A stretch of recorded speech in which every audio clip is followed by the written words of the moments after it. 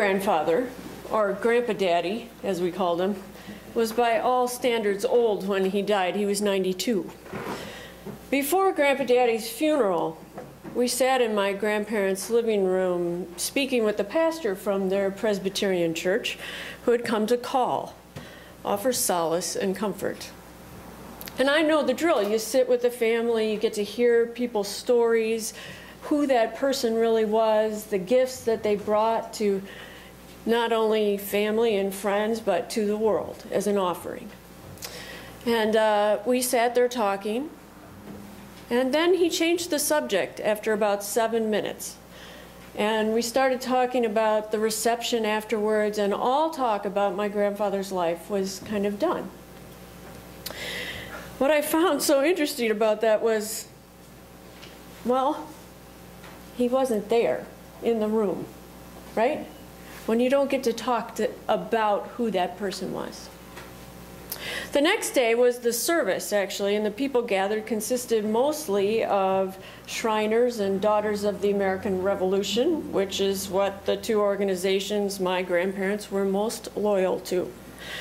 The eulogy contained dates and locations and factual information about his life, but the story part of his life was surprisingly short. For such a long life, it skipped decades and felt more like a list. He worked for the Ford Motor Company in 1932. He sold drapery hardware in 1954 and retired to Florida in 1980. That was all true. Now, I've done Unitarian Universalist memorial services for so long that I frankly didn't really see coming what came next. What I didn't see coming was a fourth of the eulogy was his story, and the other 3/4 of that service was an affirmation that indeed we would see Ken again in heaven, that he would wait for us, and that we were to be comforted and held because of that fact, that our despair and loss was weighed evenly by the consolation that God promised us the kingdom in the sweet by and by. And Ken will be there waiting for us. It is there that we are connected once again with the holy. I think at that time I sang Amazing Grace. And then we ate finger food at the reception. I conversed with numerous octogenarians about my grandfather. They were polite and kind about his participation in the Shriners. And then we got in the car and we drove back to my grandmother's house. But I remember getting in the car and having held it in so long, it came out an exasperated flood to my sister. What the hell was that? Where was Ken Gillespie Miller in that celebration of life? Sure, he got the facts and the dates right, but where was Grandpa Daddy? There were no stories about his odd philanthropy of this racist, sexist, classist man who routinely would drive burn victims of any race from Florida to Atlanta to the Shriners Hospital because they had no insurance. And the Shriners would cover all of their health insurance costs. And he picked them up at their rundown house on the wrong side of the tracks or at the trailer park and drive them with apparent dogged dedication and an earnest promise to his brethren that he would honor his duty to the people that he was committed to with volunteerism. Grandpa Daddy had an opinion about everybody. The clothes they wore, what car they drove, what color their skin was. But when it came to this, the car service to the least of these, he was strangely honorable and respectful and humbling. He was a walking contradiction if ever there was one. And in my opinion, Ken Miller was missing from his own funeral. Someone on the list with appropriate dates and civic affiliations and vocational choices showed up instead. The one thing that struck me about the memorial, as much as I loved my grandfather, I didn't always like him that much. And if there is an eternity, I don't want to have to spend it with him. I'm just saying. The guy was a bore. he had one, mind you, glorious story, but it took 39 years of listening, hour after blasted hour, to the worst storyteller on the planet in order to hear it. And it was just sheer luck that I paid attention at that time. Some people are born storytellers who take you with them on the journey. They care that they are talking to a person, not a brick wall. That person was not my grandfather. And I realized that for me, that is one of the problems with a theology that involves an afterlife. When you believe your connection to the holy is best satisfied by reuniting with God and your loved ones after death, you hold a theology that looks at our life right now by saying what we do here together in this moment. It's all black and white. In fact, the technicolor comes when you go to heaven. In the end, what my grandfather's memorial reinforced for me is that the focus on the afterlife was not actually helpful to me about my grieving or letting go or finding meaning in our relationship with one another. What his service did do was make me incredibly grateful for this tradition, for Unitarian Universalism, for a faith that says something different. We don't say that you'll find your most meaningful connection to the holy upon your death, but rather we say, our task is not to get people into heaven, it is to get heaven into people. And we believe that is made possible by focusing on one's life now. We ask each other, how is the sacred, the holy, moving and shaping your life each day? How are your daily choices creating a heaven in the world around you? And that really is our big overarching question, and our memorial services reflect that. Our memorial services are a celebration of someone's life, of the gifts that they shared with us while alive, and then how to use those gifts that they had. Those who knew and loved the person who died. Carry those gifts into our own lives so the deceased, in a way, have some staying power, have some immortality in the continuation of their essence through our own living and loving. To live in hearts that love is not to die. That is our theological mantra. Heaven and hell are rarely on our radar screen. We let each of you decide for yourself what's going to happen, what you believe will happen when you die. So some of you believe that you are dead, ashes to ashes, dust to dust, recycled into the world of which we came. Others believe in some form of an ongoing spirit or soul that gets reincarnated until enlightenment is obtained. And yet still others believe that there's an afterlife where we will be whole and one with all that we experienced here in this life. But our task is not to get people into heaven. It is to get heaven into people. When I think about that question, I realize there is a foil in front of me, often a foil that keeps me from getting heaven into my life. And that foil isn't my grandfather's conservative religion or even a consumerist culture. Upon reflection, I realize that I stiff-arm my own welcoming in of heaven into my life more often than I would like. And in truth, I think this is true for all of us sometimes. That our biggest foil to ushering heaven into lives, to living in the now, is ourselves. Rachel Naomi Remen is a doctor and therapist and author and gets at one of these obstacles we put in front of ourselves. Remen tells the story of a patient she had who was depressed unless things went a certain way in his life. For him, happiness was having the cookie, as he called it. As he said, if you had the cookie, things were good. If you didn't have the cookie, life wasn't worth a damn. Unfortunately for him, the cookie kept changing. At other times, it was the new car, the biggest contract, or the most prestigious address. And year and a half after his diagnosis of prostate cancer, he sat in Remen's office shaking his head and saying, "It's like I stopped learning how to live after I was a kid. When I give my son a cookie, he is happy.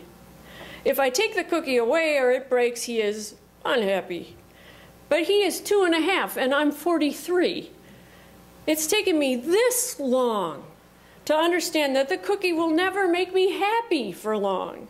The minute you have the cookie, it starts to crumble, or you start to worry about it crumbling, or about someone else trying to take it away from you. You know, you have to give up a lot of things to take care of that cookie, to keep it from crumbling and being sure that no one takes it away. You may never even get a chance to eat it because you are so busy just trying not to lose it. Having the cookie is not what life is about. Remen says that her patient laughed when he was telling her this and said that cancer had changed his life. That for the first time in his life, he actually was happy. He had heaven in his life because he was living in the now. His happiness didn't depend on his business doing well or not, or winning in golf or not. Listen to what he said. 2 years ago, cancer asked me, okay, what is important? What is really important? Well, life is important. Life. Life any way you can have it. Life with the cookie, life without the cookie. Happiness does not have anything to do with the cookie. It has to do with being alive. Then he said, you know what? I guess life is the cookie. Life is the cookie. I love that story because I see myself in it. I see how all of us get caught up in not getting heaven in our lives because we mistake objects or professions or perks and houses for the cookie, but life is the cookie. We also do it by having the past entangle us to the now, the past with our mistakes or our regrets and our resents, those things that keep us from growth and expansion and seeing ourselves as alive human beings, as capable of moving on. The Bible tells us that as she looked back, Lot's wife was turned into a pillar of salt. One author articulates this reflex by saying, I suspect that many of us have had this happen to us without realizing we have become frozen, trapped by the past. We are holding on to something long gone, and with our hands full, we are unable to take hold of our opportunities and what life is offering now. Sometimes it is our past that gets in the way of our present. Sometimes it's our future that gets in the way of our present. We look forward to an event, occasions, or opportunities that does not contain the suffering or pain we endure now. And thus we can't or won't be present to what unfolds in front of us. No matter what it is, our tradition of Unitarian Universalism is around to help give you the tools and the resources so that you can see the present, the here and now, as your best opportunity to connect with the holy.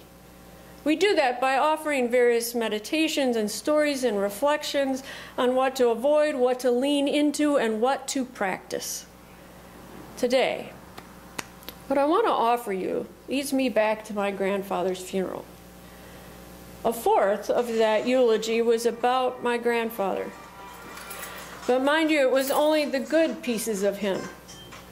It is true that eulogies tend to mention the positive aspects of the life of the departed, which is only natural as they're dead.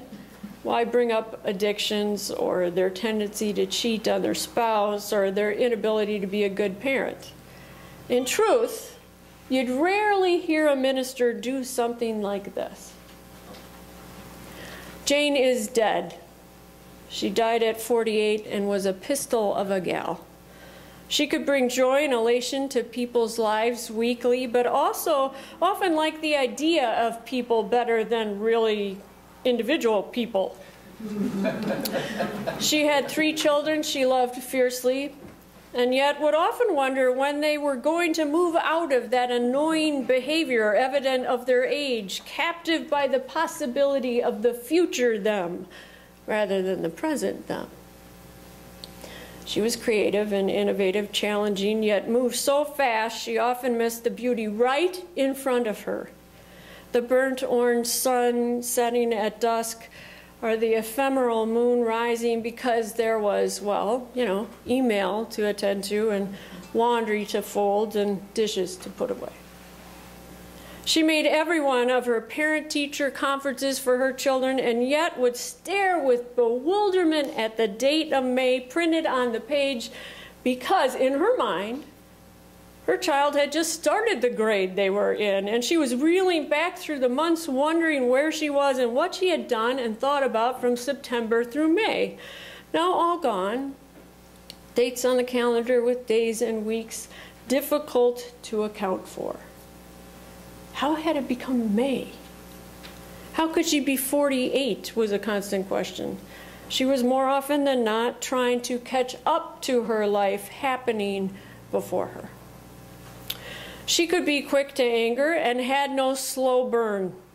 There was no frustration level. She could startle the most settled when her anger ventured out. Jane liked to be liked and was surprised when she couldn't woo someone over. She cared more about what others thought of her than she should have and didn't give in to her joy or her passion and her loves as much as she should. She needed and wanted to surrender her life more often, rather than holding it close and then putting it back at arm's length and pulling it back, which was her habit. This was Jane. She offered us the resplendent and the mundane. When she practiced daily a discipline of being present in her life, we got the best of her. When she didn't, we got the whirling dervish version of her. That is Jane. Am I right? We often don't hear eulogies like that, right? Perhaps it is not just because we have a certain respect for the dead, but maybe more so because the eulogy wasn't written by a minister, but rather by Jane herself. Okay, by me. I'm Jane. That's what I'd have to write.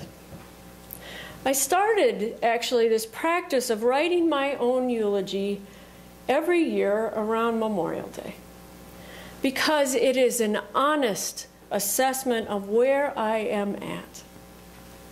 Keeps me connected to the here and now, and I have found it is one of the best tools I have to make me get heaven into my life.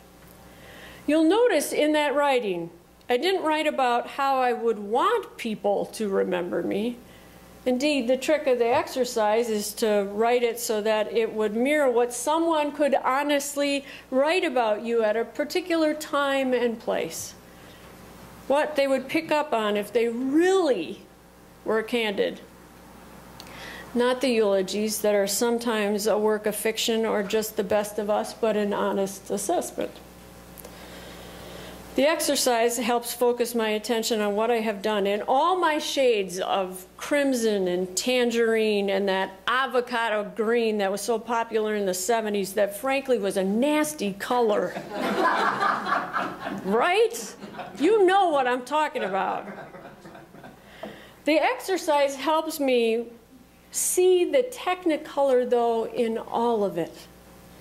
Yeah, I don't always live up to the best of myself, but every canvas has muted or subtle tones.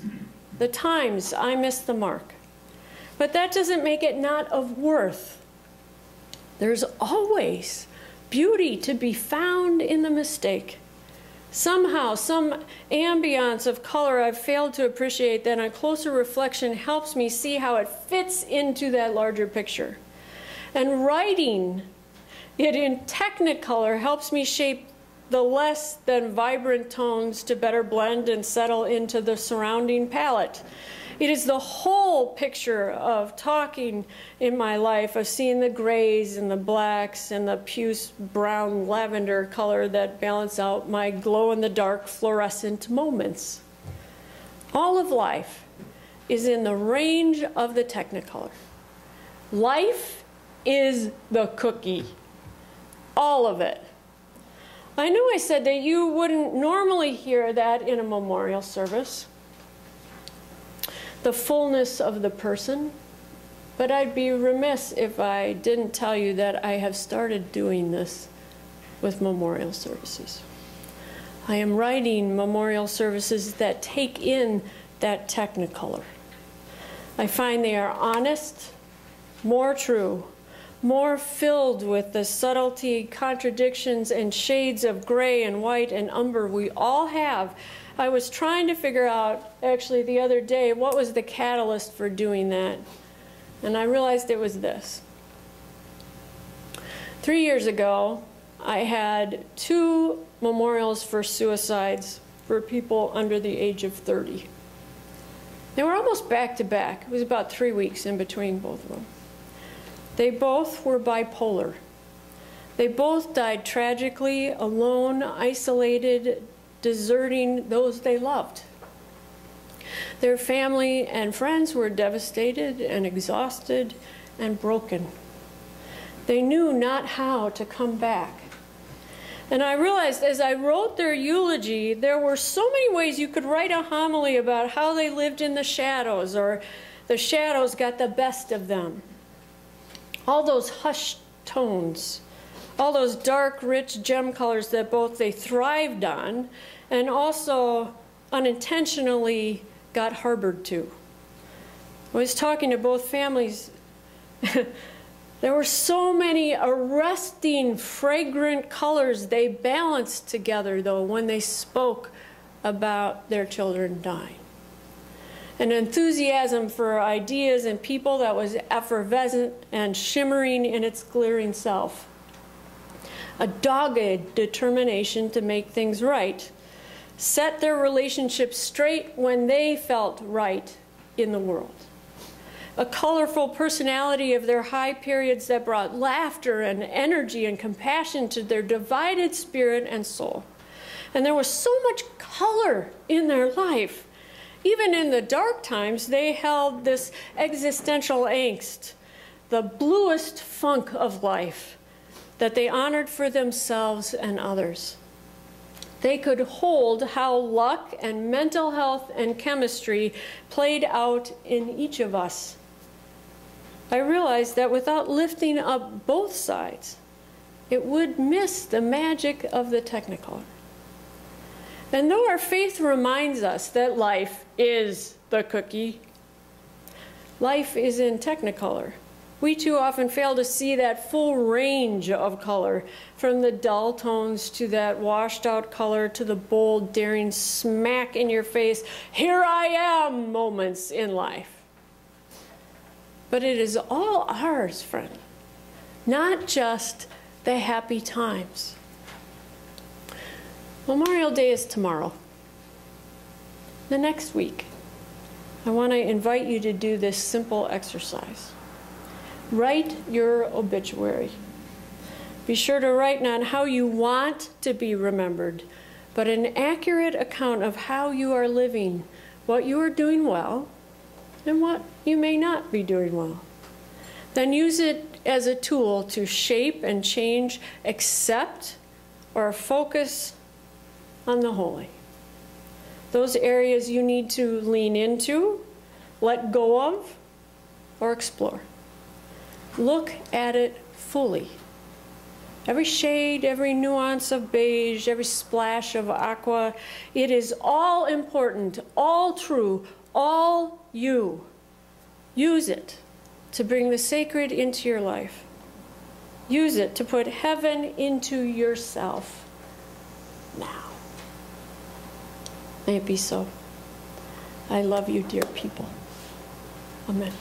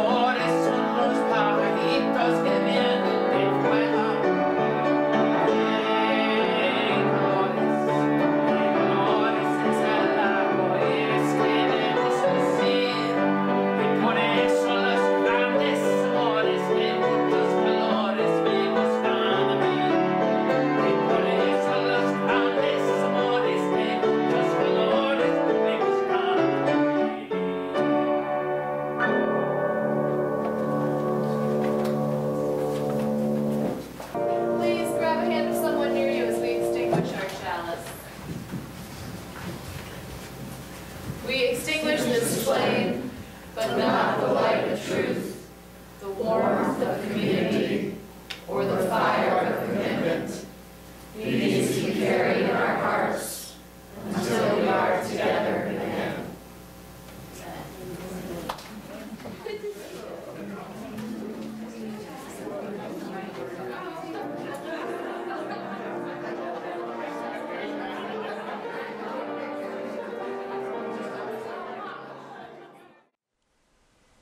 Join us for worship every Sunday at 10 a.m. at the Unitarian Universalist Church of Canandaigua, a welcoming congregation. We are located at 3024 Cooley Road, 4 miles west of South Main Street, Canandaigua, just north of the intersection with Routes 5 and 20. Look for the blue signs just before the turn. Your comments about this program or questions about the church are welcome at 585-396-1370 or at our website, www.canandaiguauu.org. Producer and editor, Daniel Brigham.